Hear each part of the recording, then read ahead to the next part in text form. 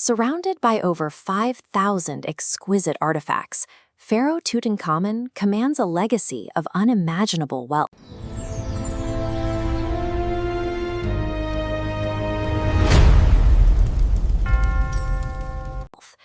Yet despite his golden image, his life ended abruptly at the age of 19, leaving behind a profound medical mystery. He left no heir to the throne.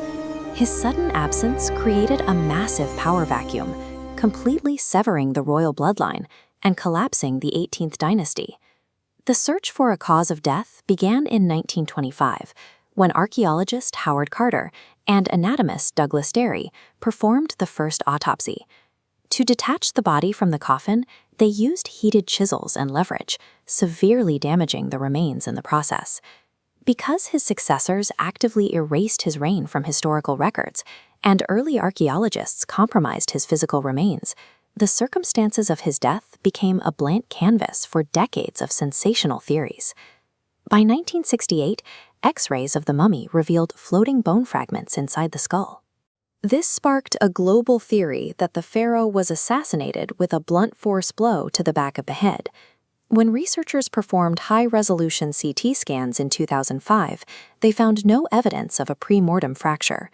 Those bone fragments matched a piece of the upper spine, broken off and pushed into the skull by Dr. Derry's chisels during that rough 1925 extraction. Another popular theory emerged in 2013. Because the mummy was missing its front chest wall and ribs, researchers proposed a battlefield accident, suggesting he was crushed by a speeding chariot. Historical photographs from the original excavation debunked this completely. The ribs were perfectly intact when the tomb was opened. They were actually sawed off by grave robbers during World War II to steal his beaded collar.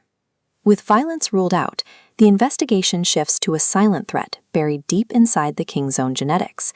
To find the actual cause of death, we have to look at the king's baseline health. In 2010, the Tutankhamun Family Project extracted DNA from deep bone tissue to map his lineage. This diagram illustrates the extreme inbreeding practiced to maintain divine blood purity. DNA proved his parents were full brother and sister, triggering inbreeding depression. Harmful recessive mutations accumulated and amplified, stripping his immune system of its ability to fight off pathogens. While royal art depicted a strong, athletic ruler, his physical reality was entirely different. He suffered from a congenital clubfoot and a severe condition called Kohler disease, which causes bone tissue in the foot to slowly die. Every step he took was agonizing.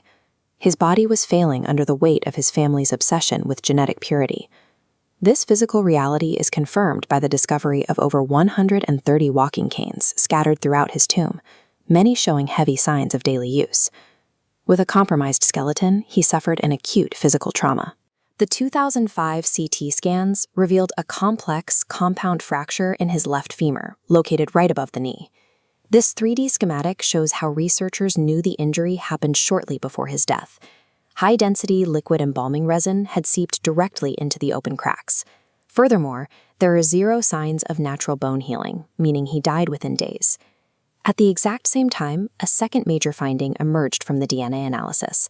Deep inside his bone marrow, scientists identified specific genetic markers for a parasite. It was Plasmodium falciparum, the pathogen responsible for malaria tropica, the deadliest and most virulent form of the disease. The presence of multiple strains proved the young king suffered from repeated, grueling infections throughout his life. A 19-year-old with a severely suppressed immune system, a freshly shattered leg, and chronic malaria living in the ancient world without antibiotics. We can now reconstruct his final days. Struggling to move on a necrotic foot, the fragile teenager suffers a severe fall, snapping his left femur and creating a massive open wound.